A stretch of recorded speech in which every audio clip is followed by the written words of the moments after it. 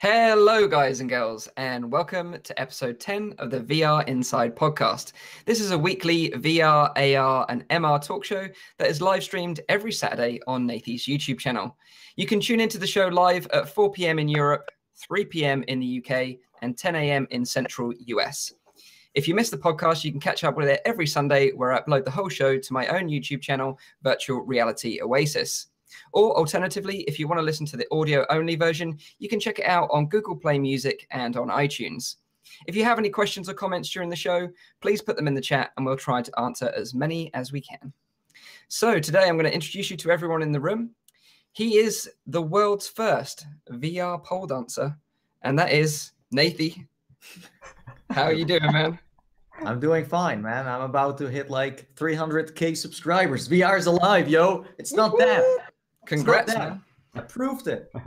It's the hype, man. The hype is real. Congrats, man. You're almost there. I know. That's great. So he doesn't feel alive unless he's live, and that is in top 5. How you doing, man? You all right? Hey, Mike. Hey, everybody. Yeah, good. I'll give a shout out to my wife here because it's our 12th year anniversary. So, boom. That's wow. what we fit today. Everyone's got a congrats so far. We do. Yeah. Well done, man. So next up, he likes to sleep in his Vive and dream of virtual worlds, and that is Austin, the Brometheus. What up? Hey, man. I feel like you need to tell us something exciting, like a milestone that you've got coming up, because everyone's had a congrats so far. I'll leave you to think about that. Thinking about uploading a video again. Oh, well, congrats, man. Yes. Oh. Yeah, I'll get behind that. I like. And next up, we have got the fastest YouTuber alive. He is back, the RowdyGuy. Exactly, man. That's me. I bought a new microphone. That is nice, right? I don't have it. I don't have it yet. Well. I don't have it yet, but it's coming. It's coming my way. Nice. And last but not least, myself, the host of the show, Mike, the bearded bald guy from Virtual Reality Oasis. I've got a bit of flu coming on, I feel, so hopefully I can hold out for the whole show. Maybe in the chat I can get a prayer. So for each prayer, I gain 1 HP. So you can help me. You can help me through this, guys. So in today's episode, we've got a busy show. We're going to be talking about Harry Potter Wizards Unite, which is an augmented reality game. We've got Jamie Hyneman from Mythbusters. He's making his own virtual reality shoes. We're talking about how VR can help those recovering from illness and how it can assist those with disabilities. Scapel VR, which is going to be helping surgeons in the future. A VR Guinness World Record has been broken. Moss PSVR, the Samsung Odyssey, and Onward on the Oculus Rift. So we've got a jam-packed show for you guys. So I hope you guys enjoy this one. We're going to kick off the show straight away with Harry Potter AR, which is a new game called Wizards Unite. So a couple of days ago, a company called Niantic, they're the team that brought you Pokemon Go, announced that it's going to be working on an AR Harry Potter game, which will be coming to iOS and Android in 2018. So about 5 years ago, for those of you who aren't aware, Niantic launched their first application called Ingress, which was an augmented reality game, turning real-world streets, neighborhoods, and cities into a global board game, which helped people get together and share a digital reality. So it created incentives for exploration, exercise, and real-world social interaction, and helped spawn a global community of fans united by their shared experience, and laid the foundations for Niantic's real-world AR gaming platform. So this then obviously led to Pokemon Go, which was complete like bombshell. You know, everyone really got into it. There was loads of hype about the game. I actually got into it myself, and tons of people were jumping on the platform and having loads of fun. And on the back of that, obviously, this is going to be their next title, which is Harry Potter Wizards Unite. So what do you guys think of this? Did you guys ever get into the Pokemon Go craze, or are you just kind of like not interested in this at all? I was hugely into Pokemon Go. I feckin' loved that. That was probably one of the best kind of like group social things. I mean, I live out in the middle of nowhere and went down to our local mall, and there was a dude in a Pikachu suit walking through the mall with 250 people following him. I've not seen a parade here that size ever. And like to have it be Pokemon Go was like, the feck is going on? The world's collapsing. And actually, I totally took it for, I kind of took it for granted, you know, like, because it was it was a bit of a spike, and it was kind of like, I'll catch the next one. You know, we'll go with the next one. But I would have loved to kind of follow that conga line, because that's basically what it was. It was Pokemon Go conga line through the city. It was good. Like, Yeah. Harry Potter? I don't know. Yeah, I kind of got into like Pokemon Go for like a little while, but for me it got boring pretty quickly. It was like in the beginning, like it was new and exciting, but then after that it kind of got like a little bit repetitive for me. So I kind of like lost interest after like, I don't know, like a month or something. I didn't even catch like a lot of them. Like, what was did any of you? Which was the favorite Pokemon that you guys caught? Do you have like a standout one? Yes, Lapras. I caught this high-level Lapras out of what was it? One of the eggs or something that you can hatch. So first 10-kilometer egg was a Lapras, and then I trained that up and like sat it down at my local gym, and then got totally decimated by some like 6-year-olds. But other than that, but that's the other thing. Like, it was a really nicely social, and I love the social aspect of VR, AR, all these technologies. Like, we made friends with people who were just out and about sitting at a stop. It's like, hey, you doing this too? Okay, who are you? You know, and you get to know them. So now, like, walking down the street, you get to know those people, the other Pokemon Go X players. Yeah, a bit like Rowdy. Like, I kind of got into it within the first month, and then was kind of obsessed with it for a little while. And then a bit like you, I'd go down to my like local park, and there was tons of people out there like hanging out all the time. And then you get chatting to people, and it's just like a geeks reunited sort of social event almost, you know. And then people start losing their stuff when like a really rare one pops up, and then you see like the whole park run to the other side of the park where this like rare Pokemon has just spawned. Everyone's trying to catch it desperately. But yeah, like Pikachu was like the one that I really wanted, because he's like my favorite Pokemon. So when I found out he was at a certain place, I was like jumping straight into my car, driving down there, and like so I could go and catch him. So I was pretty into it at one point. And a couple of friends of mine are still playing it now. Like, they caught all the first gen Pokemons, and now I think they're on to second gen now. So they're trying to go through those. But what I did think was funny was there was some specific to certain regions in the world, so you couldn't actually get them unless you like had to travel overseas. But I guess one day they might implement some sort of trading mechanic, so you can maybe swap with someone that you know that is from those regions, and then you can have them all that way.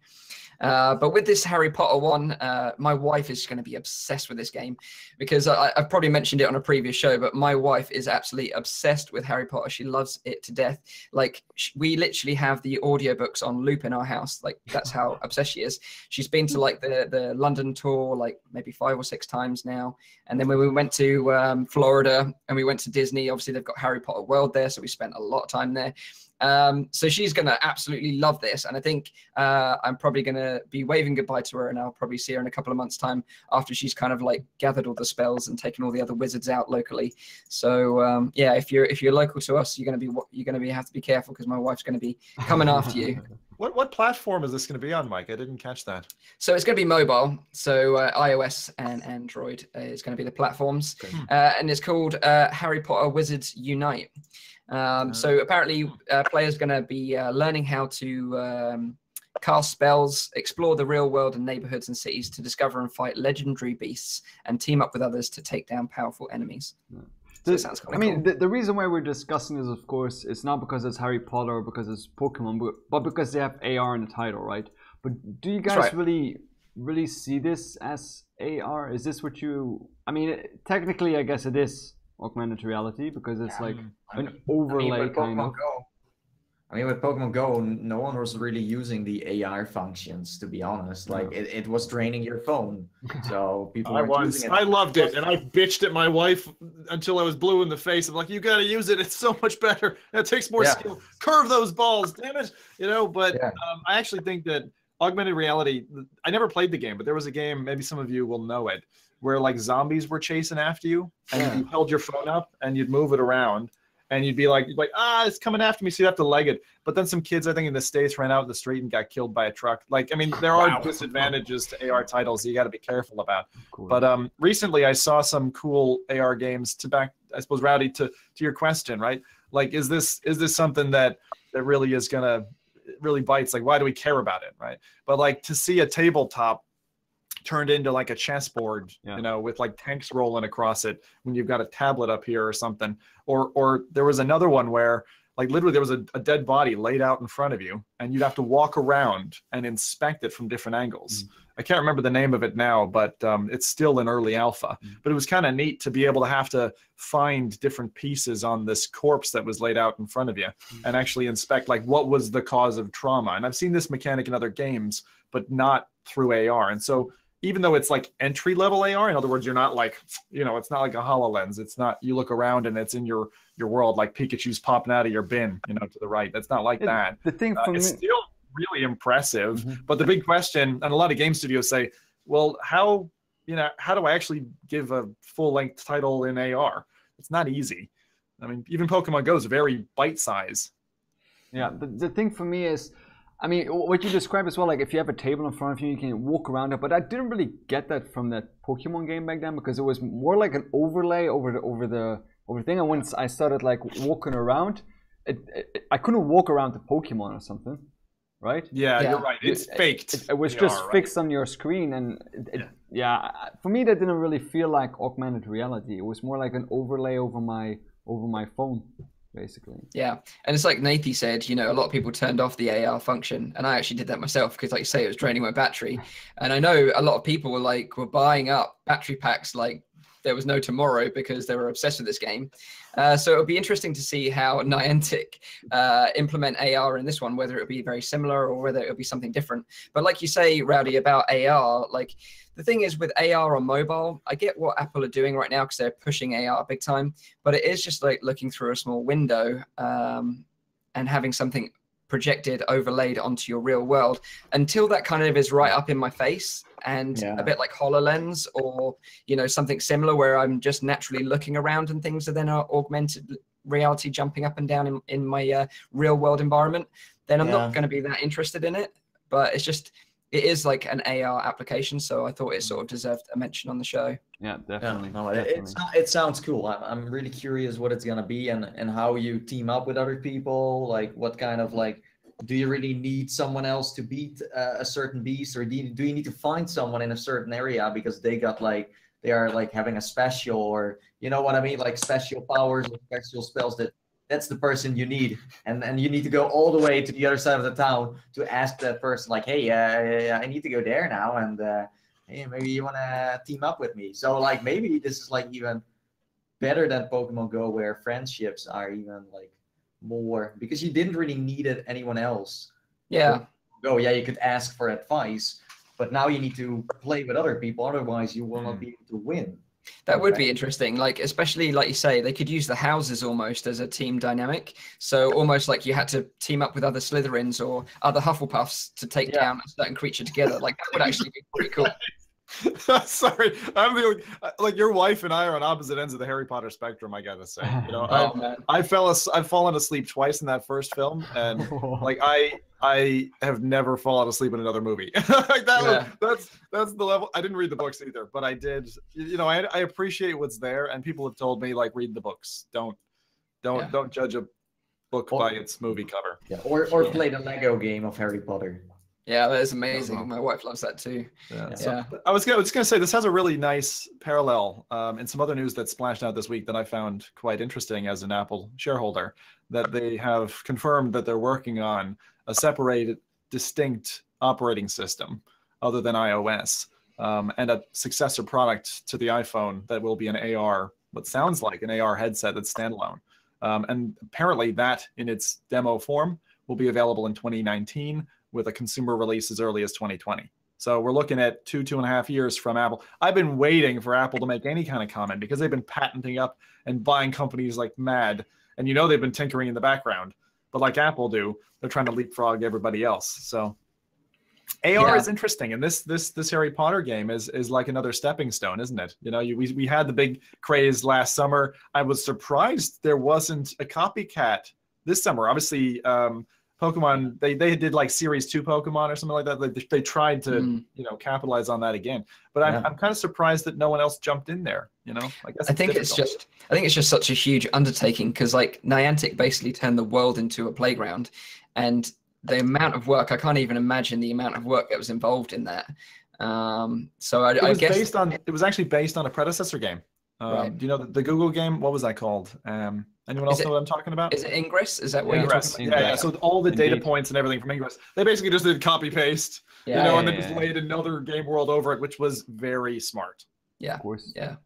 But that's basically so what they did with the Pokemon games as well. The original Pokemon games, there were also like concepts that existed already for a long time before that, but they just used the franchise and made it more popular.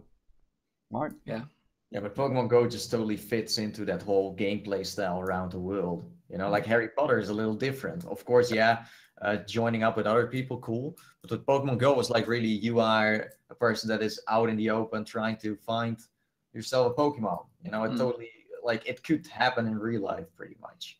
I think that's the way I see some of the benefits of experiences like this, is that it does make you go outside. So if you're a bit of like a VR nut like we are, like stuck in our little Schmeagle caves and don't ever leave, then this is kind of pushing you to go outside and actually get some sun on that face of yours and get some exercise, which is important in life. So I do admire that aspect of it. Gets you out interacting with other people, out into the real world. So that's being kind of a nice. wizard in real life. Be a wizard. You're a wizard, Rowdy. So moving on from Harry Potter, we want to talk about another hardware thing that's coming. So we tend to have a bit of a hardware discussion at the beginning of our shows just recently. So this is going to be no different. So this is going to be VR shoes. So Jamie Hyneman, the guy from Mythbusters, you may know this guy or may not. He's a bit of a crazy inventor guy. And he is looking to sort of solve the problems of locomotion in the real world whilst we're experiencing virtual reality games and experiences. So we've had devices in the past like the Omni, other treadmills, harnesses, and all sorts of other bits and pieces, but they all seem to be big and bulky and are going to literally take up a room in your house. So what this guy, Jamie Hyneman's come up with is an idea to produce some virtual reality shoes. Now they've kind of got like a track, like almost like a tank track in the base of the shoe, and the movement and everything else will be in the shoe itself. So that's what he's looking to do. What do you guys think of that? Well, first of all, I think Rowdy told me, like, he's not the one that is that invented this, right? He's more like a promotion kind of thing where he's like, you know.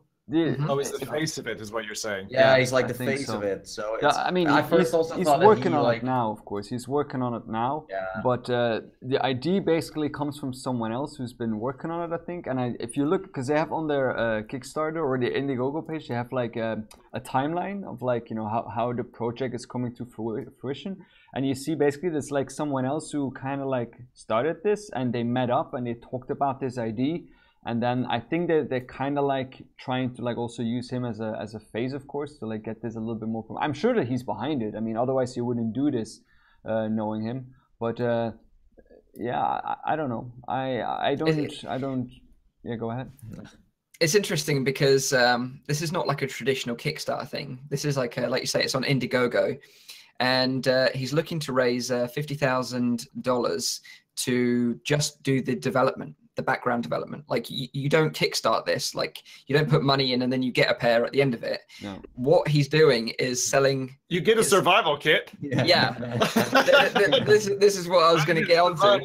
So this is why it's super strange for me, and like I kind of laughed when I read through this. But essentially, what you're backing or what you're paying for, you're paying $75 for a Jamie Hyneman survival kit, which will then fund the background development for these VR shoes. So that just doesn't make any real sense to me, but this is kind of how he's going down the line with this one. I got the timeline on the stream right now, so you can see that in 1987, Jamie himself, he bolted some drill motors on the back of rollerblades, and I think I even did like an episode in the show where they did that as well, tried to make like those rocket shoes. But I mean, that's not really the same kind of thing. And then in 2010, so that's a long time later, they actually meet up with another designer, Edmund, who is a multiple award-winning products designer, and they start joining work there. So I mean, it is a two-person project then, this one, huh? Yeah. But I understand Kickstarters because you're backing something and you're going to get that product at the end of it. I kind of understand that, you know, with the Pimax, you back it, you get it at the end.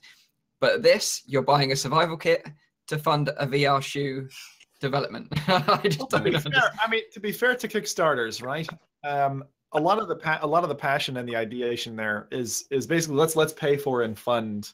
Let's pay and fund the idea, because I want the idea to come out. I mean, to be fair, the Rift wouldn't be here if people didn't back it, thinking 30% chance that I'm actually going to get something at the end of this, right? That's Kickstarter people know. You don't always see success at the end of it. So I don't see that wrong. And it's a little bit hooky the way he's set it up with his partner. But I like the idea. When I first saw it, I thought, thank God, someone who's not doing another frictionless treadmill. Because for those who've tried it, definitely. I have. Nathie probably has. Some of you guys might have as well. They're not great, right? They do not feel good to use. They feel really weird to kind of be like sliding in the same place. I mean, it's not something a gamer would be happy with. And so we need to keep looking for new technology. So honestly, I welcome the fact that they've taken the jump, even if it is, Jamie putting the face on to another product designer. Fine, I think he'll probably get that money, because 50,000 is not that much. Now, I'm not a hardware kind of guy, and I definitely don't know a lot about like artificial intelligence and that kind of stuff. But I do have like some. If you look at the design of the shoe, there's like some weird things about it, because if you look at like the human foot, it's a very, very complex kind of thing. It's not just we don't just simply walk forward. We don't have like just one form of movement that we go forward, but there's a lot of like friction points and a lot of like stability points. And I wonder how like a shoe with like rollers, I mean, everyone who's been on rollers for the first time kind of knows how it is to be on rollers for the first time. It's hard to keep your balance. Yeah. And if it's you mean like roller skates yeah, definitely. or inline. So it's not really, I don't see, I mean, I haven't tried it, I don't know it, but I'm not so convinced that this is going to be like a more natural way of moving compared to those frictionless surfaces. I don't know. As the design is at the moment, of course, it's a prototype. Huh? It's not even designed maybe yet. This is the best we have seen so far. I mean, I haven't seen that many interesting stuff in the way you move. So, no. I mean, yeah, let them try and see. I mean, the whole locomotion thing still hasn't been figured out yet, clearly. No. So, definitely. But he actually called out one of the, I think, the most important points in terms of the design of the shoe itself. So the mechanism itself, if you've been watching on screen, or if you're listening, I'll just translate here. So it's kind of like moonwalking. The whole concept is like, as you step forward, it's actually stepping you back. And if you think about the gizmos underneath you are going to have to bear all of that human weight. That might range from 100 pounds to like 300 pounds. I mean, whatever this, you're going to have to take a full human on that gearing mechanism, and then last, 3 years? How long would you want to put a guarantee on one of these things? So I'm definitely nervous for the project. I think it's got some really hard challenges to overcome. And I think that if the dreamers out there want to see it happen, and like me, don't believe at all in the frictionless stuff, then fund it. But otherwise, it's one of those things, right? I mean, it's another stepping stone, the way I see it. I doubt that this is the end state, but I'm glad they're thinking out of the box. I agree with that. I agree with that. Because also, I mean, you're going to be jumping. You're not just going to be walking forward. You're going to be turning. You don't want people breaking their ankles, of course. Huh? And the same for the frictionless surfaces, which are slippery slides. Huh? Yeah. So I agree that I don't think treadmills are probably the future. Something like this is probably more likely what we're eventually going to end up with. So, like you say, it's a nice step in the right direction. Yeah. But right now, go on. Sorry, Mike. Just an offshoot here. Sorry to interrupt you. In terms of surfaces that you each use for VRing, do you guys use like a sectioned off area, carpet or anything that you stand on, or do you just stand on a floor? I'm curious because I've kind of tried both. And for me, like having an area, like when you're demoing, like when we were demoing at Oculus Connect, stepping off of something kind of feels like falling off a cliff sometimes. And I don't know if that's a good or a bad thing, but I'm curious what your guys' opinions are of that and what you use at home. Okay, so like I'm working on something at the moment, spoiler, where I may have a new area to do some VR content in. And I've invested in some foam floor panels, like interlocking floor panels. I think they're the same ones that probably Bro's got for his green room. But yeah, like you said, they're probably about 1 inch off the floor. So that's kind of my future way of doing it. But yeah, like you say, I did think in my mind when I was looking at it, stepping off this is going to feel very, very strange. and it might make me think I'm falling in a way. So that'd be interesting. But yeah, I like the idea of having something that feels different when you're on it to distinguish whether you're going out of your boundaries or not. I like that idea. I, for one, I don't. I mean, I recently smashed a ring light, so you probably shouldn't be listening to me. But I just do it on my plain floor here, just plain floor. Yeah, yeah. I think it depends. Like I've been using a rug for a while, but then I was like, yeah, I don't know about it. You know, it was for me, it was like for two reasons. For not stepping off it, also for not getting cold feet. Plus, it looks nice on camera as well. Let's be honest. So I mean, I tried it, but I think the only really useful thing about like having one is when you do, for example, the Sonic VR thing where you start just walking while you need to jog at one place, because then you never, but that's the only thing I noticed, that if I got one laying on the floor, then I'm not going anywhere pretty much. Yeah. If you get too immersed in a way, then that's gonna save you as an extra next to like the boundaries you have. But for me as well, with the Sonic VR, I was like off the screen, like for like I think 75% of my video. That's it. That's why I put like a little blanket on the floor, taping it in the middle, so I knew I was staying on there. But even then, it was hard to stay on there because you kept on walking next to it. So let's say for jogging things where you kind of need to do like the fake walking, it's perfect. But I mean, again, if you don't want to have cold hobbit feet, then it's very nice. That leads on to just a quick second question. Shoes or no shoes? Do any of you actually VR in shoes? Sometimes. I sometimes do that. Yeah. Never tried that. I find it's dangerous. Like you can wreck your equipment if you use shoes and you can't feel that cable that you just stepped on. Yeah, no, I agree. Yeah, I don't wear shoes. I do. I mean, it also depends, of course, on the game that I'm playing. If I'm playing something that is more standing, then I probably won't. I won't take off my shoes. Of course, if I'm gonna be like playing something like, I don't know, like Onward or Pavlov or something where I'm gonna be like, doing a lot more movements and turning around and that kind of stuff, I'll probably take off my shoes. I mostly do it on socks anyway. Yeah. Oh, cool. So there we have it. What about you, bro? Like, you've got those like foam padded floor tiles, right? Yeah, I use the foam pads, and I don't know. I like being able to feel if I step off of it, because then I'll know, like, all right, I'm getting too close to this side or whatever. So I'd say, other than the fact that it's a green screen, the one thing that I really like is being able to locate myself a little bit better, because you can't always like just trust where you instinctually think you are, Yeah, that's right. And you actually smashed your ring light, did you say, Rowdy? Yeah, I did it. It was really, I almost smashed everything: the camera, the ring light. How? Tell us how. What were you doing? I mean, a lot of people have been asking me to finish Lone Echo, and I've been slacking on that part a little bit because I haven't been able, because there's so many games coming out, I want to show so much stuff.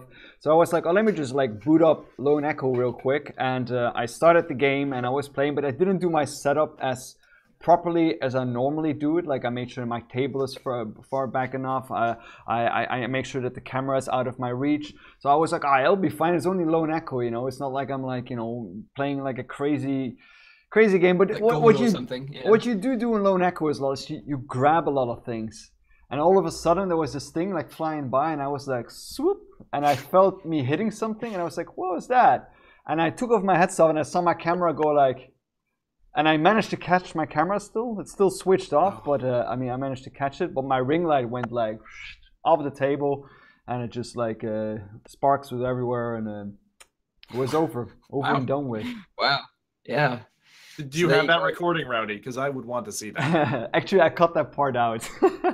Oh man! You need to do this. The thing is, like, you see my camera go like, and then it's like blackness. Yeah, but you'd be surprised because like my wife convinced me a few times to kind of take clips. Actually, more of my more popular stuff when it's been accidents like that. Like I was in selfie tennis in my room, and I've got a naked bulb hanging, and it's the nasty kind. So as I was like serving higher, and then clocked it, and it smashed. I mean, glass went everywhere in my room. And this is the stuff with like the lead inside it, so you're supposed to air the space out for like 3 days. I was finding little bits of this around my room for easily 3 months after. I mean, I often played like multiplayer games with Nathie when I was in the beginning of my YouTube channel, and I had this like big chandelier above me. There's still like videos of me like playing Gorin and stuff like that, and you just see me like hitting it like, and it was, you can see almost every video it started to like go like lower and lower because I even smacked it out of its joints of the ceiling. Yeah, VR is deadly. That is hilarious. Yeah. So you got to be careful, and maybe these shoes will help, maybe they won't, but Exactly. who knows? We'll find out. If you want to back this project and get yourself a Jamie Hyneman survival kit, you know, if the end of the world happens, you got to be prepared, right? So you get a space blanket, a first aid kit, a flask, duct tape, multi-tool, torch, and more importantly, an axe. So all this comes in a lovely box for the low price of $75, and you can back the development of these VR shoes by buying one of these survival kits. So we're not quite there yet where you've got like a giant hamster ball in a room. That's kind of what I want. That's a big what I want. giant hamster ball that I can just run all day all on, go to my little pipette of water and then jump back in my ball. There's something else that's really cool is where you have like those you've probably seen them all, like those robots where you can like you need to step in and they give like feedback to your feet. So you can like walk upstairs and it feels like you're walking upstairs. You haven't seen that, Zim? No, I've not seen that. So is it like a boot?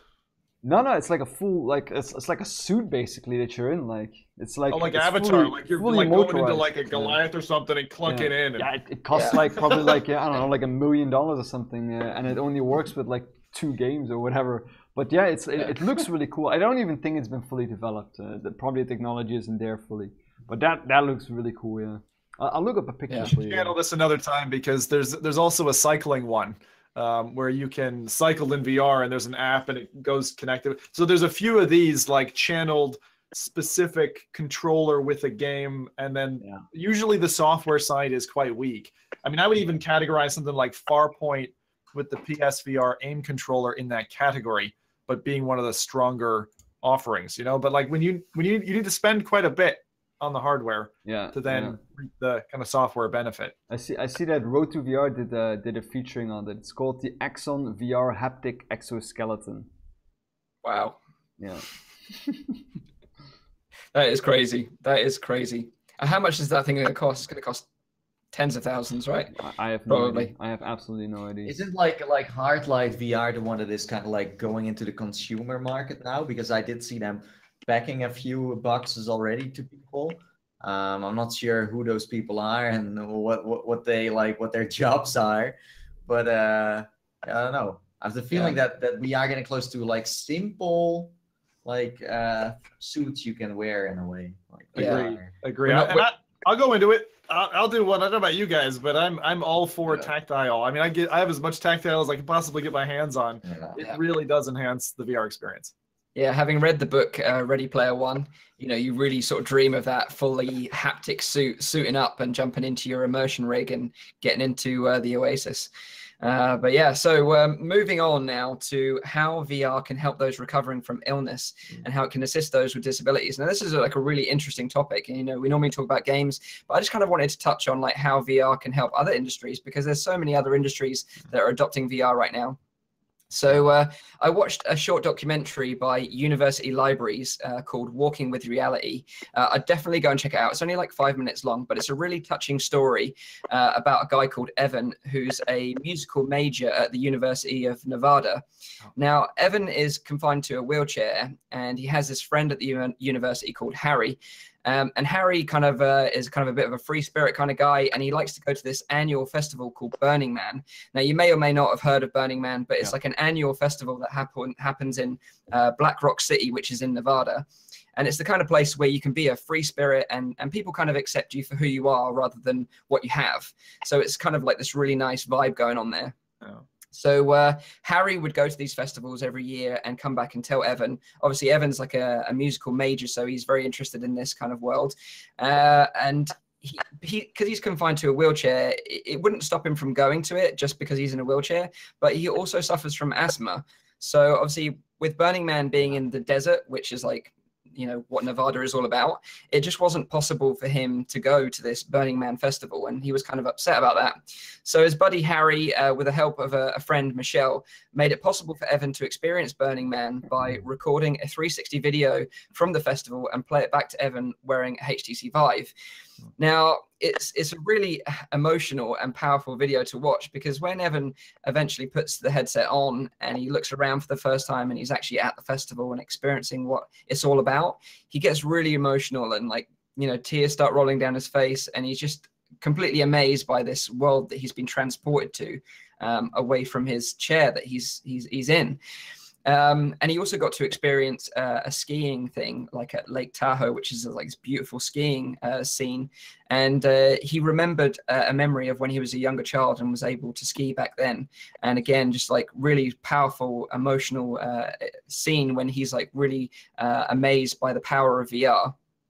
And afterwards, Evan was very sort of like, he was talking about how VR has even for a short period of time taken him out of his wheelchair that he's confined to, and sort of give him this sense of freedom all of a sudden. And he really sort of believes that the power of VR can help people with disabilities in the future. And it was really, really touching and a really cool little documentary to watch. So I definitely recommend going and checking it out. And I'll say what it's called again. It was made by University Libraries, was the channel that you can check it out on. And the actual documentary title is called Walking with Reality. But what do you guys think of this, you know, VR being used for people that are confined to wheelchairs or recovering illnesses or disabilities? Because I think it's got some great potential there. Yeah, I'm also, like, really quickly in between, I'm showing like the video for the stream to see, so then maybe we can get some input from the chat on that as well, to see the possibilities of VR outside of gaming. But yeah, I mean, you guys all know, like, what my kind of field is in, like, the real world, let's say. I mean, I am a neuroscientist, and I work a lot with this kind of stuff, and also in conferences, so we see that VR is being used like a tremendous amount. But the potential of it is huge. I mean, it can be not only for people with, like, physical and mental disabilities, but also for, like, people who have, like, some kind of traumatic disorders, post-traumatic stress disorder, anxiety. There's so many possibilities for VR to have a very, very strong place in, for people with obsessive compulsive disorder, to have, like, that kind of technology. I can see that being used in, like, hospitals in a very, very short time, and in psychological centers, psychiatry, prisons. There's so many possibilities for this kind of technology outside of the world of gaming. Yeah, absolutely, 100%. I mean, one of my first, back in 2014, one of my first social engagements was with Elite Dangerous, and we connected with a dude who was living in Colorado, veteran, you know, PTSD sufferer. And he said, guys, like, I'm a bit, he knew he was a bit socially cut off, right? Mm-hmm. But he was like, I got this headset. I fucking hate the people around me, right? My world sucks, right? And he said, but I can step in here and connect with people I like, you know, and that's everything to me. Like, that was, and to me, that message hit home, like you, a little bit, Rowdy. So my first kind of professional job was as a hospital porter. So I was involved with a lot of traumatic stuff in that environment, watching people, you know, go for amputations, watching sick kids, watching people die. You know, I used to shelve bodies and things like that. Kind of an exciting job. But the applicability to that in hospital environments, it makes me mad that people don't have it yet.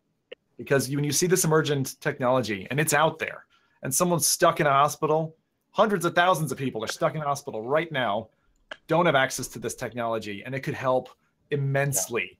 That feeling of being cut off from the world, isolated from family, not able to do your job. I mean, it could seriously have an impact here. So I love it. Yeah, totally. It's amazing. And talking about the hospital environment as well, like, I actually watched a video whilst I was doing research for the show, and it was where VR was being used, where a patient was actually being operated on, right? So this is like Jesus. So, yeah, so the patient actually had a VR headset on, and they were saying that with the headset on, they could use a local anesthetic rather than a general anesthetic. So the difference, obviously, is with a local, you know, you're still conscious at the time of the operation, but a general anesthetic, you're completely unconscious, so you don't know what's going on, because there's risks involved in using a general anesthetic. So they were saying that there's less risk involved when they used a local one, and then put the patient in a VR headset, so they were kind of immersed in another world and not thinking about what was actually happening to them, that they could conduct the operation in a safer way with less risk involved. And I thought that was pretty interesting as well. Yeah. It's quite exciting.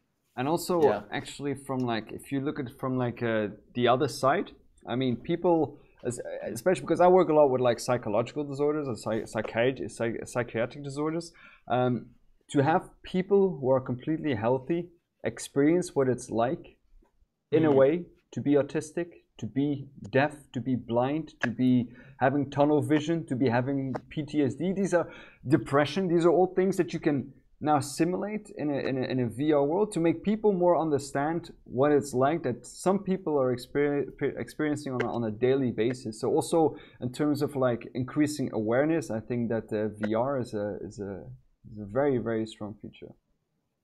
Yeah, that's incredible. I never considered it that way. You know, being able to open someone else's eyes up, you know, to what it is like to experience something like that. Yeah, that's really interesting.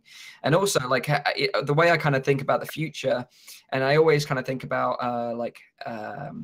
homes for the elderly, you know, in a way, especially people that suffer from Alzheimer's or dementia. Like, we've probably all had loved ones, you know, elderly loved ones that have fallen to this like awful illness, but they sort of tend to lose their short-term memory, but, you know, can remember sometimes things in the past. But if you could transport them to a time where they remember, or like a tranquil beach or something like that, and surround them with things that they maybe had when they were growing up, like musical references or TV trailers or food items that were available back then, or, you know, recreate streets that they used to live on, then that could maybe make them more comfortable and relaxed in a way, that they would be happier in these environments. And I'd actually go another step, right? Roller coasters, T-Rex about to eat you, you know, alien on a spaceship. I'm not joking, right? When you're frustrated that your body's failing you, being able to escape from that and say, I want to do something extreme, you know, put my 90-year-old granddad into a porn scene, whatever, right? Like, you got to really enjoy that kind of material because it's freeing. And that's, in the end, what age, you know, unfortunately takes away from you.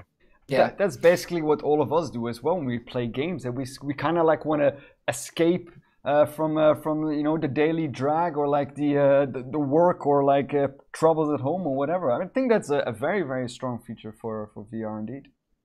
Yeah, absolutely. Yeah. I hope that when I'm old enough to go into a care home that they have this, just so I can just get plugged into the matrix, just plug me in, and then I'll be happy for forever then, and, you know, until I'm ready to shuffle off.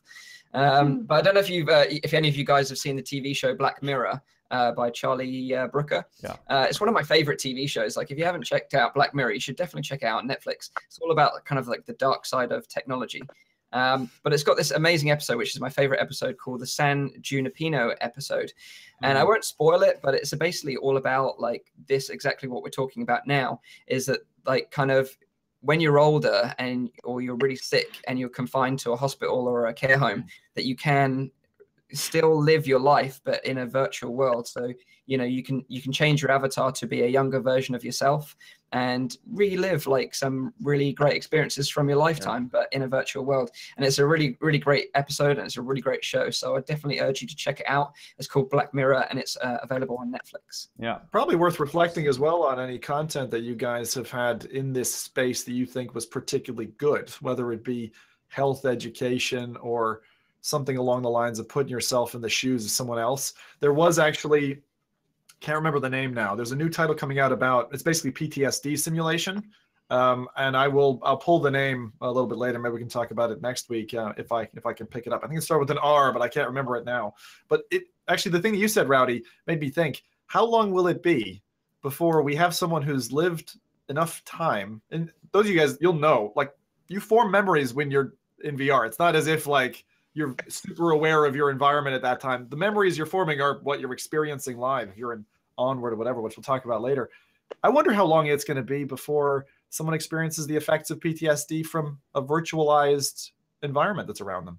Yeah, so that'll happen at some point. Definitely. I mean, the more realistic it gets, you know, the more troubles it will bring as well. But I still think that the amount of benefit outweighs any kind of I mean, I still don't think that's it's the same thing to be shooting someone in a virtual world than it is to be shooting someone in the real world.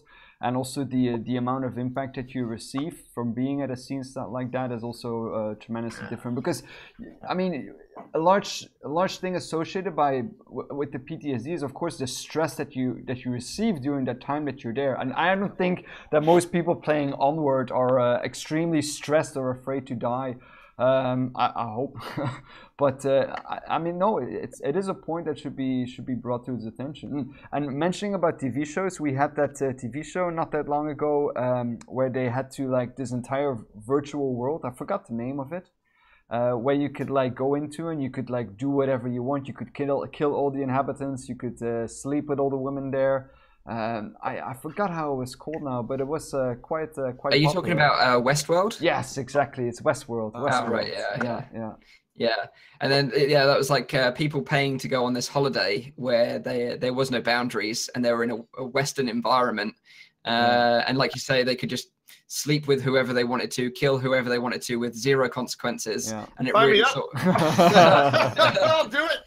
But it really showed off like the dark side of people's nature. You know, all of a sudden, because they've got all this freedom and no consequences, well, they really tap into their dark side of their personalities, and it comes out. Well, I mean, it's a very interesting show. I mean, technically, we all do. I mean, the most fun thing about playing a game together is killing each other and shooting each other in the face in a way. You know, it's kind of like, I don't know. It's humans are weird. Humans are weird. Yeah.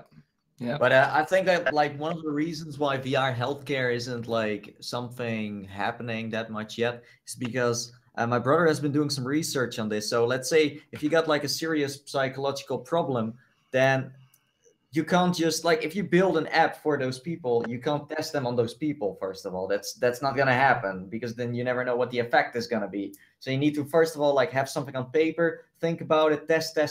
So before they are done testing, that takes years before, because there's so many things like I mean, I don't really have a psychological problem, but I'm sure there are so many things you need to think about before you actually let someone go into VR, and it will help them in a way. Like we're talking about like the extreme kind of things, you know, like if you're in a wheelchair, then yeah, of course you can fly and you can, you know, things like that. But if you got like a serious problem and you're in a wheelchair and you're like kind of screwed up, then you know, so that's what people are working on here in Holland, at least. It's very basic, but they are getting there. Like, let's say the VR healthcare isn't that far yet, and I think that if healthcare like kind of joins up with the gaming side, if they can like really exchange like information as well, you know. I think you'd like be surprised though. I think you'd be surprised with how much that they're allowed to test on those kind of people, because you need to understand that for a lot of those people, they don't see any other solution. So anything they can try, they will grasp that with two hands. And if that's a traumatic experience or whatever, they will still take that risk. I mean, you need to imagine that. I mean, if you have a physical disease, like for example cancer, you will literally do everything, every experimental treatment that you can get, you'll probably take if it has even the slightest chance of making you better. And if it makes you worse, well, I mean, how much worse can it get? That's how a lot of those people reason. And of course, I mean, you have gradations in that, but you have people, I mean, I myself work with people with obsessive compulsive disorder, and you have people who are so far in that disease that they don't have a life anymore. They are so conflicted within themselves and so distraught, and so their life is nothing, is worth nothing to them, and they go severe brain surgery, which has a risk of leaving them as completely disabled, which could kill them. But they take that risk because they see their life at the moment not as something valid.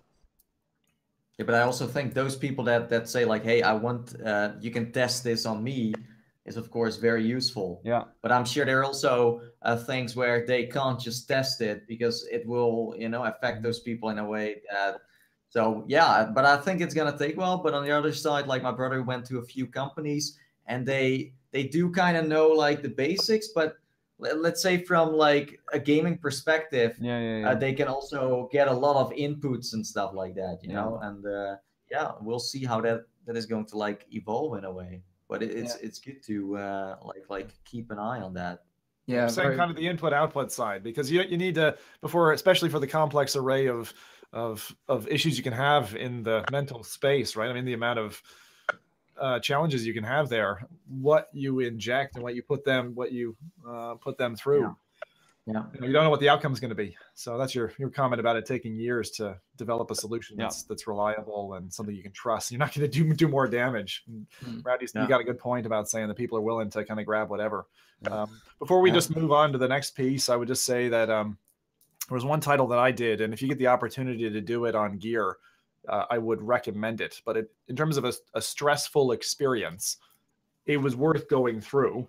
The level of stress going through it, I think, was quite high. So if you don't like that kind of thing, then stay away from it. It was called Dispatch, and I mentioned it, I think, on one of our past shows. But it puts you through as if you're a 911 operator, and so you're hearing an emergency scene, but it puts you in the scene. Like, for instance, the one that got me very strongly was, it was a woman trapped in this room, and she's phoning up to say that this man's trying to assault her and probably looking to kill her or something like that.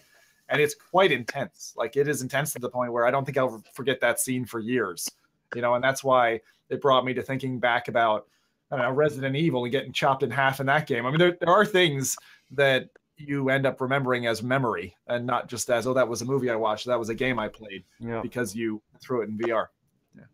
Yeah, I'll have to check that Dispatch one out. That sounds quite interesting. Is that on Steam or is that... So that is Gear VR only. Gear VR. Which is why I said, because usually the Gear VR platform I find to be very restricted in terms of what it can do and the evocation of feeling and emotion in you. But I was really impressed by that. I don't know if Dispatch is coming to PSVR, but if you get the opportunity, absolutely check that out. Yeah, very, very interesting. And kind of moves us nicely onto another segue, which is an up-and-coming application called Scalpel VR. Kind of links us in nicely with the kind of medical world of VR applications. So this is an application that can actually help train doctors to become sort of surgeons and actually complete operations in VR. So it's not like kind of like a surgeon simulator where it's kind of a bit like cartoony. This is like deadly serious stuff. So just be warned that some of the clips that we might show you might make you feel a bit uncomfortable. So feel free to like just look away for a little bit. They're not like really extreme, but you just want to give you that kind of warning. For audio listeners, it's kind of like a little video showing the mechanics of this kind of application, and it's a guy working on a dead mouse. So there you go. But basically, Scalpel VR is developed by a guy called Kay. He's a postdoc. What was that? It's a rat. It's a rat. Oh, okay. Sorry, I'm not a mouse. It's a rat. But this guy, Kay, is a postdoc researcher at the Imperial College of London's Department of Surgery and Cancer. So this guy is like seriously legit. And this app is for the Oculus Rift, HTC Vive, and Windows mixed reality headsets. And Scalpel VR allows you to take the scalpel in hand and attempt to make accurate incisions into flesh. So what he's kind of done in this application is kind of... Sorry, you said accurate, and I'm seeing him rip the rat in half. Yeah, I'm trying to watch this as well now. It's very useful, that's for sure. But it's I don't know. so that's kind of what he's working on. Like maybe this is very, very early days yet, but what he's kind of simulating is like, obviously with flesh, and skin, you kind of got to cut into it a certain way, and things kind of, the way you make the incision is very important. And obviously, like you say, you can have you can do the autopsy on a dead rat as well, for example. But it's not just about using a scalpel as well. Like he's also developed a surgical thread simulation for suturing that allows you to tie the cuts back up post-procedure. So I just kind of feel like this is kind of like a really interesting way of training, because I'd imagine doctors at the moment probably use like pig skin or something similar to practice cutting and suturing on.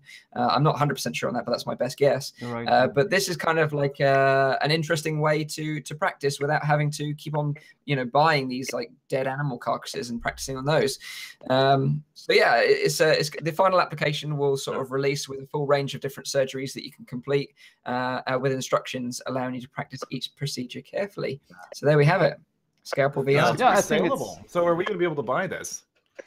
I have no idea. I have no idea, actually. There's no real information in terms of where you can get this from. I don't think it's going to be available on Steam VR. I think it's going to be like one of those things that just for the medical world. I mean, imagine if Nvidia, for example, like lets their industrial like video cards and stuff like that just do the thing, then you got like really nice physics-based stuff you can do, you know. So this is like, I watched the video. It's kind of, well, I mean, it's not my cup of tea, but it looked kind of basic. But I think that this can be very, very cool because I mean, computers are really smart nowadays. So yeah, but also like I think getting feedback from new controllers, like future controllers, is going to help a lot as well. Like if you don't really get the feedback, like I think that if I would have like a rat, I'm not going to go into details, don't worry. But if I would have like a little knife thing, then you feel like a little bit of a farce too, right? When you do that. So I hope that's also gonna like, this is kind of basic, but you know what I mean? Yeah. I think this is going to whet the palate of insurance providers. This ties back to something I said a couple of weeks ago when we were talking about driving and virtualized driving. So the same thing is true in the medical industry. Like lawsuits and people dying on the table is a huge deal for doctors these days. I mean, you can spend 10 years, you know, and then one patient dies and boom, there goes your ability to operate. Having something like this as that training block, and like to your point, not having a real live cadaver, being able to take those baby steps and learn the skill first on a technical basis and then trial it. The closer they bring those two together, I think it will have real ramifications for, as I said, insurance firms who are wanting the assurance that the person behind the driving wheel or the person behind the scalpel knows what they're doing. Yeah, that's right. It would be interesting actually if they combine something like this with the dispatch experience that you mentioned. So you're operating, but under this immense pressure of everything that's going on around you. So imagine this, like say if you did that, but like for medical medics, military medics, for example, like say you had a medic training. So you have to do this procedure, but whilst that's happening, there's like a war zone going on around you, and there's like shouting from your colleagues and teammates that you need to get out of there, for example. You can almost simulate a battlefield experience to put you under that stress. So then when it does come to maybe doing it in the real world, you're kind of like, you're ready for it in a way. So that would be interesting as well, right? Yeah, indeed. And the thing is, I mean, I myself, I do this quite often. I mean, I work with rats and with mice and all kinds of animals. So this I do what you just saw in the video. I do that quite often. But the thing is, a lot of that is tactile force, tactile feedback, like Nathie said as well. And I think this is a great first step to get like people a little bit more comfortable with the fact that they're going to be caught in open, a live rat or a dead rat for that matter, depending on the research that you're doing, I guess. But the thing is that you will never be able, well, never say never, of course, but within the coming years won't be able to like replace like the real thing. You will still need to get that real tactile feedback. Every rat is a bit different, but as a first step, learning how to do this, knowing where is what located, for example, if you need to get the liver out or you need to get whatever out, then it is nice to get that in a more visual way than just from a textbook, I think. So as a learning platform, I think it's useful, but you will still need to practice on at this point in time at live or dead animals, I think. I think the hardware is just not far enough for this yet. That's basically what you're saying as well. Yeah. Well, the tactile side is something like anytime you push a button in VR and feel that disappointment.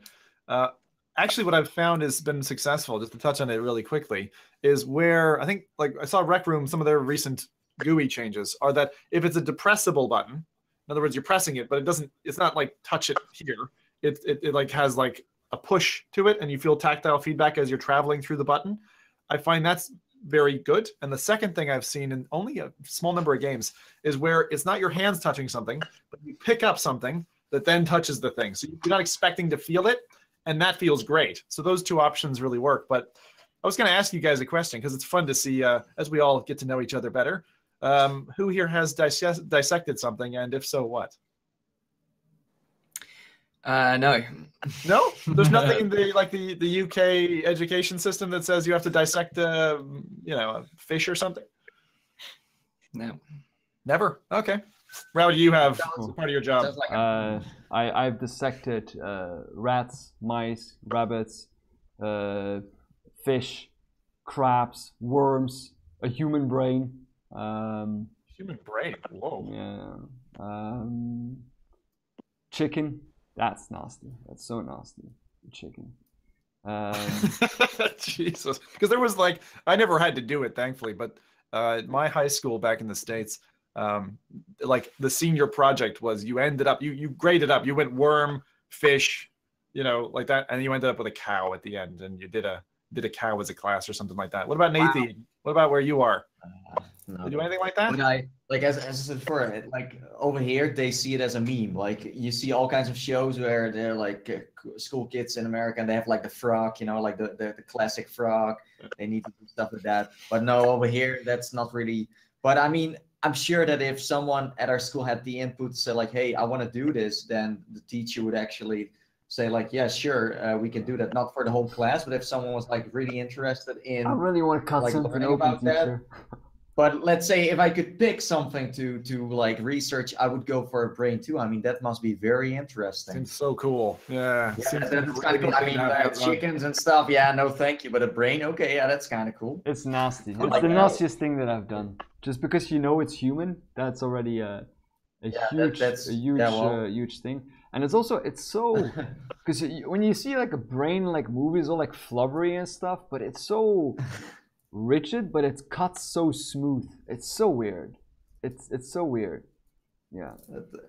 Did you ever have to dissect anything, Austin, in obviously being from the States? Well, most people do. Like for instance, what he was talking about, most people do dissect a frog. Like that's something that just about anybody here has done. But for whatever reason, I never had to, so I don't have that same experience. Yeah, you're not missing much. A horrible smell of formaldehyde is all you're missing. Okay, sorry. Another one of Zim's side jumps. There you go. Yeah. Oh, I think there he's back. So yeah, I'd be interested in the chat what you guys think of this, and kind of I think we're kind of done with the kind of medical VR stuff now. You know, ending it on a bit of a gruesome note, but it is very, very interesting. We could talk about this for hours. Definitely. But I'd be interested to know what you guys think of this, and then we can kind of move on to some other topics and some games as well, because I'm sure that's probably what you guys are going to be interested in. Yep. So if you've got any comments or questions for Rowdy, being the brain surgeon that he is, then chuck them in the comments. We'd love to know. I was so worried that someone was going to come in and be like, does he work in a restaurant? Yeah. So it's like that Indiana Jones monkey brains, you know. Exactly. Yeah. I think that the two like things you should check out is like, you know, if you're interested in getting like a peek into that kind of stuff. Like the lab, for example, has like that scanner you can use. That's really cool. I like that. And also there's one that was an Oculus Home. I forgot like the name. You fly through the neuro system or something in like a spaceship. Yeah. And it's kind of interesting in a way. Yeah. Like, let's say I was never really interested in like the human body in a way. It's kind of boring from a textbook perspective, but like bring it to education where you fly through like someone's eye and get into like their brain and stuff like that, like in a spaceship, stuff like that. That's really cool. That's really nice. So I think that has a future as well for kids, because the textbook, you know, with images, doesn't do it for me at least. That's kind of the way I see VR in the future for education, is that the kids will be all wearing headsets in a way that the teacher can take them on a virtual tour of the human body. A bit like Rick and Morty, what is it, Anatomy Park? And they can go on Pirates of the Pancreas and have a great time. There's actually an Pancreas. It got released like this week on Oculus Home, and there you can like experience how it is to be born or something. Wow. Yeah, that's a fun YouTube video. I didn't realize until we went through it ourselves and had kids, but there are live birth videos on YouTube. So if you ever have a free afternoon and you really are interested, you're really hungry, you can come back next week and thank me. So you have seen it live happen. All right. Well, it must be creepy then. So any comments in the chat from any of our viewers about any of the medical stuff, or shall we move on to our next topic? A trip to Uranus. Uranus, yeah. It's Okay, like the magic school bus though, right? I don't know if you guys got that in the UK, but like when I was growing up, we had this series of books, I think it was, and also a cartoon episode that was the Magic School Bus. And they, you know, you'd shrink down. It's kind of like Honey, I Shrunk the Kids, that old 80s film or 90s film, where you shrink down this like tiny size microscopic and you go through the veins and all that. You learn what osmosis is, and you learn about mitosis and all these kind of different biological things going on. Kind of like what Nathie was saying. Actually, back in the DK2 days, and even now on the Oculus home store, loads of free experiences where you can actually educate yourself and learn quite a lot. And also that whole field trip aspect, there was something, I don't think it's available anymore, called 6,000 Moons, which was talking about the trash, the amount of rubbish that we've got surrounding the planet and just orbiting, like dead satellites, busted up pieces of rockets, all that kind of stuff. And it went through the different layers of the onion in terms of how much garbage is up there and how dangerous that is actually anytime they put another one up. Very interesting. So 6,000 Moons, if anyone's able to find that and get it compatible with like the CV1, really worth doing. Yeah. So. Interesting. So yeah, what we'll do is we'll move on then to the next topic, and that is a VR Guinness World Record has been broken, and that is for a 36 hours in VR. So a fellow by the name of Jack McNee recently broke the world record and entered the Guinness Book of Records for the longest time in VR. He was using a HTC Vive, and Jack played one game solidly for 36 hours, Tilt Brush. So, well, I say a game. It's more of like an experience. Thanks, Sim. When I read that, I was like, fuck's sake, come on. Yeah. But like, I suppose if you had to be in one application, like, I don't know what I would choose, but okay, he chose Tilt Brush. He entertained himself by like creating Rick and Morty couch and the Simpsons couch and Adventure Time avatars and stuff like that. Yeah. Couches, he loved couches. And throughout the session, he collected donations for the Reach Foundation for helping children. So that is kind of really cool. So Bro actually has some experience of doing like really long sessions in VR. Like you've actually done like a live marathon, right? Where you've spent many hours in VR. So how would you find doing this amount of time in Tilt Brush, for example, 36 hours? Well, I did 24 hours, but I was doing a ton of different games. And one of them, to be fair, was Tilt Brush. But to be honest with you, I think the biggest thing with going on that long is the fact that like you're standing and moving around for such a long period of time. Your legs really hurt, like in ways that you probably haven't felt before. It's really strange. You know, when you're trying to maneuver and stand for that long, you end up having like these really, really terrible feelings in your legs. So I'm actually impressed that he was able to, Tilt Brush might not be the most impressive game per se, but you'll be moving or at least standing the entire time, I imagine, unless you're crouching or like trying to get some kind of certain thing. So I will say that sounds very impressive for him to be able to do that. It's just a very long time to do anything, honestly. Yeah. I saw videos of people feeding him pizza. Like he didn't even take the headset off for food, which was pretty impressive. So I wonder if does anyone here fancy trying to break that record? Maybe. No. But wait, did he do it standing or did he do it sitting? Because I just looked up a picture and he's sitting in a chair. Sitting. So there was periods where you're sitting as well. So I don't think it's required that you stand. As long as you're in the headset for 36 hours, I don't think it really matters. Okay. I want to know how he did the bathroom breaks, because I haven't looked into it in that much depth, but I'm really curious. Like, did someone have his Vive cable as he jaunt over to a toilet and people like, don't watch me, guys? Let's say the old school bucket. That's what they did as far as I know. So yeah. Yeah, because actually claiming that you've been in, like Bro, right? Bro will say I did a marathon for 24 hours. I suspect you had like a water break, or you did come out in and out, and you're going through all those titles. I did 16. That's the most I've ever done. I did that twice, and 16 for me was like my tangible limit. So even doing a day in it, that's rough. But I think gaming for that long, even if you're sitting down playing Counter-Strike, like that's not easy without falling asleep in the chair. So I also think that it's dangerous. Trying to push those boundaries, you can die. You can actually just die. And there are gamers who have died. Even at like what you think, like 32 hours, that's not too bad. People can die, right? In that period, because you are stressing your body, you're stressing your heart. Be careful, right? If you're going to really push that stuff, know what you're doing. Also, Bro, didn't you get like something for your face as well? Since you had like some trouble there? So one of the things that ended up happening was for an entire week after that, the skin here was just peeling away constantly. Basically, what I tried to do, because I had a feeling this would happen, is I was constantly applying moisturizer to my face, but it didn't matter. It made no difference. Yeah, it was really bad, honestly. It was so bad. Wow, that is legit, man. So, like, just a fun question then for you guys. Like, if you had to choose one application that you would spend like 36 hours in, what would it be? Dread Halls. I could play that game until the cows come home. Most I ever did was 7 hours of that straight. Dread Halls? Dread Isn't that like a horror game? Yeah. It is. Boss. Are you crazy? You literally do want to die in VR. Yeah. Have a heart attack. What about you other guys? What would you choose? Like what I think, like, first I was like, maybe I want to challenge myself doing this, but like I will die on stream, I'm sure. I'm one of those persons that is like lucky enough to, like, I will be famous though if I die in VR. That's cool, but yeah, like I don't care anymore if it happens then. But I can't enjoy it, let's say it like that.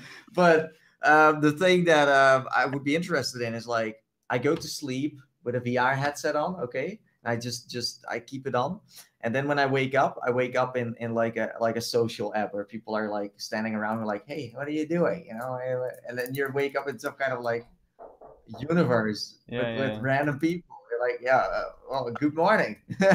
You know, like I just woke up in like a forest with weird people, fun stuff. So that's what I would love to do. Sounds cool, like, actually. like wake up in like a world where multiplayer people are just hanging around. Yeah, I like that. I think Cool. for me No, it that's would good. be like, I don't know, like some of the upcoming games, maybe like, I don't know, like Skyrim, Fallout, something that can pique my interest for long enough. That would be very nice, like role play that, like legit Rowdy, where you just, you know, you camp at I'm one stuck spot in the where apocalypse and yeah, man, and then you hear ghouls while you're sleeping, and then you need to like wake up because you grab your gun. Yeah, man. Yeah, that would be cool. Like you say, if you set up a little campsite where it's quiet, but you know, you left the headset on and actually did go to sleep, and then like you say, the ghouls are coming to attack you. You have to wake up and attack them. That would be hilarious. What's your answer to that, Mike? I don't know, like probably. Well, I really want to play from Other Suns right now, so that would be my choice because I just really want to play that game, and I haven't had time this week to play that game. So yeah, I'm desperate to play it. So I guess right now that would be my choice because I think it's got a lot of, you know, there's a lot of variety in it with this procedurally generated levels, and so it wouldn't be so repetitive. But we'll see. Like I haven't actually tried it yet, so we'll see. Bro, do you still have that picture? Because if you can send it to me, then I'll show it to the stream as well. If your flaky face. Oh, I'm sure I have a picture somewhere in my phone. I'm just not sure where it would be, and I'd have to like scroll through to try and find it. Okay, Yeah. Cool. Yeah. So none of you guys fancy breaking this record then? Nah. No. Anyone in the chat reckon they can do this? It'd be interesting to see if anyone reckons they can top this one in the chat. There's always some brave people out there that are like, yeah, I could smash this. But yeah, maybe we could get that guy on the show one day as a guest and talk to him about his experiences. That might be quite interesting as a guest on the show. Definitely. This kind of raises the bar, doesn't it? There's going to be someone who tries now to, because like let me VR in different places, like VR under the sea, VR on the moon, VR jumping from, who was that German fella who jumped from like the edge of space? You remember his name? Blaukamp, was it, or something like that? Blaukamp? Blomkamp, yeah, whatever his name was, like, you know, VR helmet from like, I don't know. People are going to try crazy things now because the second one person does their name in the Guinness World Record book, other people are like, I want to get in there. Yeah, it would be nice to be in there. Oldest VR user ever. Yeah. So while the chat is chatting away, I'll move on to the next topic, which is Moss on the PSVR. So this is a cool game for the PSVR, and the PSVR obviously recently updated. They kind of reiterated their version of the PSVR in a way, so you kind of got this new version of it, and it ships with a new demo disc full of experiences you can try. It sort of has great titles on there like Valkyrie, Job Simulator, Raw Data, Thumper, all on this demo disc, so you can check out the demos and figure out if you want to buy these full titles or not. But you can also download this demo disc for free on the PlayStation Store. So if you've got a PSVR, I'd urge you to go and download that now, because also on the disc is Moss, and it's quite an interesting game. You play a little mouse, unless Rowdy's going to correct me again and say he's a rat, but I think he's a mouse. But but it's a PlayStation exclusive, where I think the mouse's name is Quill. I think that's his name. And looking at the trailer, it kind of reminds me of Chronos in a way, because it's third-person view. I think Zim has checked this game out before a show. Is that right? Yeah, that's right. So I tried it at EGX this year, and I think your comparison to Chronos is quite on point. You're a little bit closer to the character. Quill appears, like a pipsqueak, like that size or so on, in the environment, and you're kind of jumping around, and then the camera changes position every so often. So it's kind of fixed scene, get from point A to point B, and then the scenes change. So very much like Chronos in that way. And the thing that stood out to me about Moss, first, the character that's designed and the animations, really solid. Just there, you can tell this has been on like demo floors for like the last 2 years. So it is a solid game. They have polished those animations down, and the sound design and the landscapes were really, really impressive. The lighting for me was the thing that probably gripped me the most. So I'm curious about playing a game that's maybe a bit more polished than like a Lucky's Tale. That is a platformer that takes you from one place to another. But the character design, the way he battles, the way when you fight like a scarab or something, and the decompartmentalization of the enemy as they fall apart, those are all really nice positives. We'll see what does it deliver in terms of length. But I think in terms of performance on any of the platforms it's launching on, it'll be one to watch for sure. So that demo disc is something I'll be playing tomorrow live, and I think it's going to be fun to run through it again, at home instead of on a show floor. Yeah, definitely. Yeah, it's one of those titles that I don't often get jealous really of some of the exclusives from PlayStation. Like obviously Resident Evil 7 was a big one, right? But this is kind of one of those ones that really has me like jealous, because it looks like such a nice, chilled out, tranquil game in a way, very different from everything else I've been playing right now, kind of frantic shooters. It'd be kind of nice just to relax a little bit and play something like this. But I'm not sure. I haven't played it, but I've watched some gameplay of it before. It's like, it's not only you are like, let's say Lucky Steel, for example, got like a touch support. So you were just standing there controlling the character, but you weren't a part of the game. Well, as far as I know, this one, you're some kind of ghost person that can interact a bit as well. And you can also help the maybe Quill out a bit. I'm not sure if that's possible, but you can see like the reflection of yourself in the water, for example. You can see like little glowing like move controllers. So yeah, I don't know if you know more about that, Zim, but yeah, when you're playing, there are things you have to do with the environment to help them along. So if I'm remembering correctly, I think you showed it on the reel there.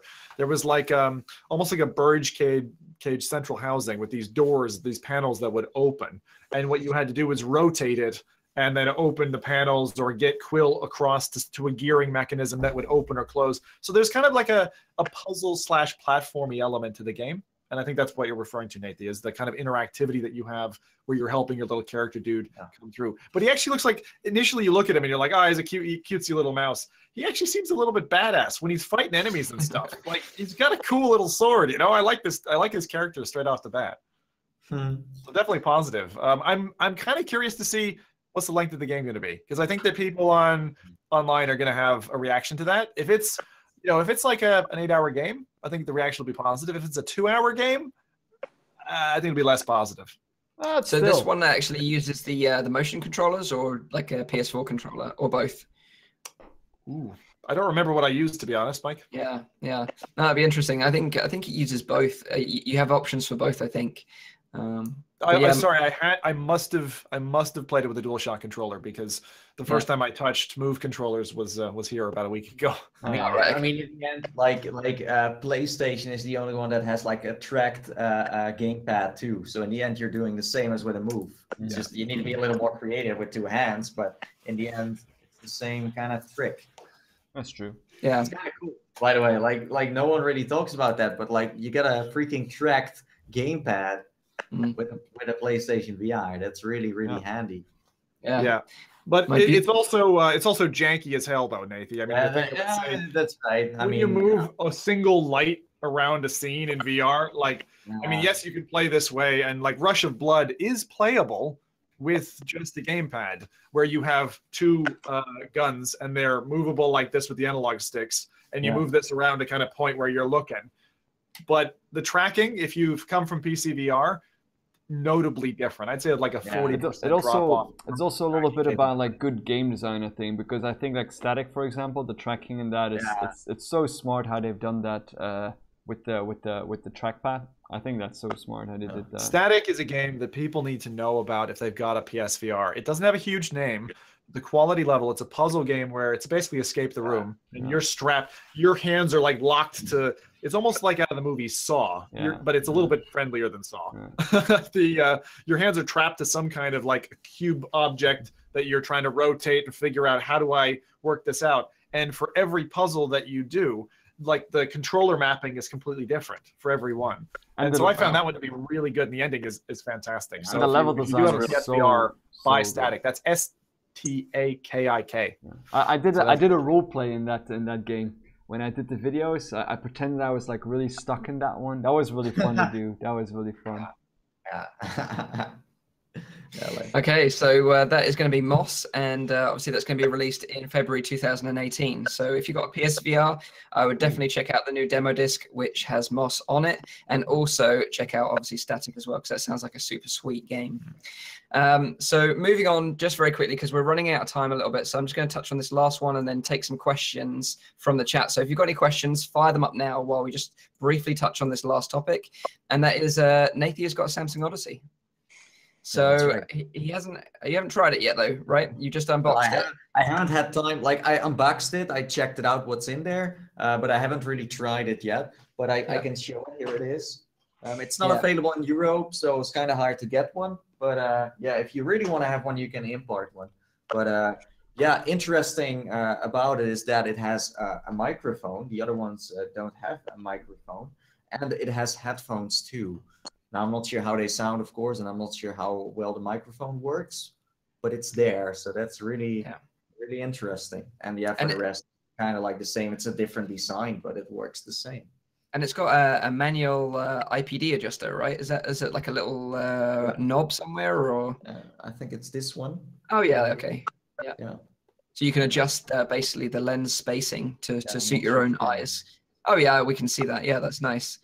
Nathie, what was the physical form factor piece that you were talking about? The back head strap that looks a little bit PSVR-y on the back. So maybe you could just could you put it on actually for a second, just so we can see Sure, I can put it on. Because it looks very much like a PSVR in terms of its actual form factor. Yeah, I was thinking the same. It does. But the PSVR does have a very good design, I think, in terms of comfort. But does this flip up? Does it actually have the ability to flip the lens up? Because I think that's one of the... It doesn't. No. It's the only one that doesn't. No. Well, that's what you don't get then. Yeah. So there we have it. We have the Nathie confirmed in Samsung Odyssey. So where is this? This is the most expensive of the headsets, or am I wrong? Yeah, it's the most expensive Windows mixed reality headset, and like Nathie said, it's the only one that isn't actually available in Europe. You have to import one from the States if you want one. But you know, as we've discussed Windows mixed reality before, it's the one with the highest specs in a way. It's got the biggest resolution out of the others. It's got the same field of view as the top end Windows mixed reality headsets, but it's the only one with built-in audio and mic, which was one of my biggest criticisms of the rest of the Windows mixed reality headsets. So yeah, I'll be really interested to see how you get on with this one over the next week or so, Nathie, when you got a chance to check it out. Yeah. So wait, you've imported it. So if you end up wanting to return it, that's going to be a little challenging. Well, I mean, usually for research, I don't return anything. But like if I would return it, or there would be something wrong with it, then yes. But funny enough, I will be getting another one. So if there's something wrong with this one, then you know, it's funny that I imported one, and then a few days later, I got an email from Altspace saying like, "Hey, do you want one for our app?" So I was like, how is it gonna work? Because Mike has had one, and it had no microphone. So we were like, how is that even gonna work? Well, there you go. It has a microphone. So that's why they were just waiting for this one to come out. I can also show the box if you guys want. I mean, I'm not sure that's really sure, go for it. Yeah. Let me just get it for a second then. Sure. And while we're waiting for Nathie to grab the box, is there any sort of questions in the chat? Maybe any questions for Nathie? Anyone want to see anything specifically about the Samsung Odyssey? he won't necessarily be able to hear us now because he's out of his headset. But they were asking when his review's coming, which I would imagine on Nathie timescales is probably sometime this week. Yeah. No idea. Yeah, we got like it's pretty hectic schedule because, like we've mentioned in a previous show just recently, there's just so many titles coming out right now. It is ridiculous. Absolutely bombing. Yeah. There's just loads of stuff hitting. The list of VR titles for me to check out are like growing exponentially by the day, and From Other Suns is right there at the top right now. I'm desperate to try that game, so that's going to be the one I'm going to be jumping into next. But here's Nathie with his box, so we can have a quick look at the box. If you like a box, then this is it. Yeah, that's nice. I mean, I opened it and it was like pretty straightforward. I had 2 controllers, a warranty, a manual, and the headset. It's interesting though that it just says HMD Odyssey and it doesn't mention mixed reality on it. The box, does it in any way? Yeah, that's odd, isn't it? Not that I know. Yeah, because the Dell one that I had and the other ones that I saw all kind of used the mixed reality branding in a way to kind of advertise it on the box. So maybe it's interesting that Samsung dropped that. But also, I don't think the manual didn't say anything about mixed reality. Yeah, well, it does. Yeah. Okay. With this head-mounted display, HMD, you can enjoy the mixed reality MR by connecting it to your computer. So they really also say like mixed reality, MR, and VR. The mixed reality reflects your movement in real life, and you can simultaneously share the experience with others. You can view various images, videos, web pages, or games. And that's about it. That's what they say at the start. There's some questions here, Nathie. So they're asking if the Samsung headset is comparable with the Vive. And I guess first off, they're different platforms essentially, but you're going to be sharing your opinions of this. When was the question? When I'm going to do that? Well, the thing why I haven't tried it out yet is for 2 reasons. Like there are so many titles coming out, I have almost no time to even check out my hardware. And second reason is, so this is like the first issue I encountered is that the controllers do not they work together with the headset, of course, but they are connected with Bluetooth through your PC. So you need to have like an actual transmitter. Bluetooth adapter. Mm-hmm. Yeah. So if you don't have that, then that's your first problem already after getting very excited to give it a try. Now, as far as that, I do have like something like that, but I do need to look into that. So I was like, yeah, let's just go and set it up. But it didn't tell me anything about like, yeah, maybe you're missing this. So it's just like searching for these controllers, you know, but it's not telling me like what I should really use to get these things to work. Yeah. Let's say if you're a noob, then you don't know about that. So that was the first thing I noticed right away. And yeah, as Mike said, I mean, I haven't tried these out yet, but they feel very cheap in a way, you know. But again, like I don't want to really compare these to the Rift or the Vive because that's not really what they are made for. And also, you need to know that the Vive and the Rift, I said this before to you guys, like it's made for a different price. You know, this is what you get for 400, 500 bucks. This is what you can make for that price. Well, the Rift and the Vive have been made for a much bigger price and are now really cheap. So telling people like, what should I buy, a Vive or, you know, a mixed reality headset or a Rift, then that's an easy answer. But you shouldn't compare them in a way. But as far as I have seen this and how it introduces itself when I open the box, it's really like a development thing, like for developers. Not really, it doesn't feel like a consumer kind of thing. But it's so cool to hold like a headset and say like, this is a Samsung VR headset. I mean, we're so far into the future now where you can just have like a Samsung VR headset. So I do your VR. Like Sorry, had to. Yeah, but like but I know what you mean. Yeah, like PC wise. So that's gonna be so cool. Everyone can just pick their own brand soon and say like, okay, I like this and go for it, you know. And then there's so many. I think that will open up the market even more, where people say like, hey, I like Samsung, I like Dell, whatever. I want to fax out of my headset, no problem. Can you show? But yeah, like you say, Can you show the box Sorry? one more time? The box? Yeah. Yeah, sure. Like you said, Nathie, just there though about the Bluetooth, like it was the same. It mirrors the same issues that I was having when I set up the Dell initially. Is because none of these headsets come with a Bluetooth dongle in the box, so you have to set up your own Bluetooth, which I had built into my motherboard, but it wasn't strong enough to connect just through my motherboard's Bluetooth. You had to connect the antenna, and the antenna was in like my motherboard's box, which was like way up in the loft. So I had to dig out that box because no one uses really any Bluetooth accessories with their PC.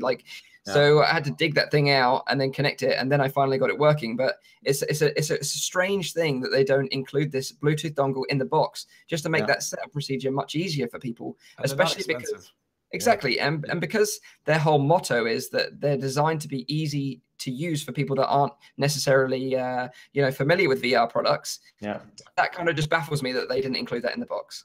Yeah. So we'll wrap up. We're talking on to about an hour and a half now. So unless there's any other standout topic, comments or questions in the chat, then we'll wrap here, Mike. I was just gonna say, because Nathie said it. He said it. Look, if you're trying to decide between a Windows MR headset and PC VR, that the choice is obvious. But I don't think we've said it this episode that actually the PC VR market right now with suppressed pricing and the ease of setup out of the box for this group, I believe, hopefully I'm not speaking out of turn here, but that's our choice. Yeah, like the Rift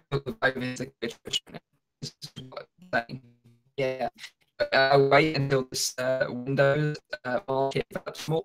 Certainly having access to the VR store is a big thing. I know some that have developed ways of accessing it right now. I can't hear you. Okay. You're getting a bit funky there. He started his epic speech, and then it starts to go funny.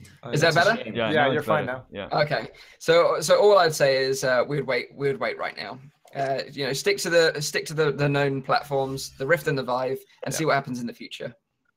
So unless we've got anything else. But let's say, I mean, if you're a big fan of VR and you got all the headsets, then yeah, of course you need to have this. I mean, it's just one of those collector pieces you want to have on your shelf. Like Pokemon Go, you got to collect them all. Got to catch them all, right?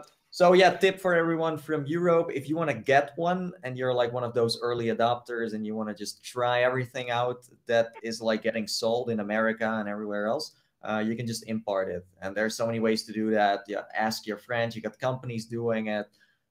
It is kind of expensive, of course, but yeah, we don't know when it's going to come out in Europe. So you can wait those like 2-3 months or maybe weeks.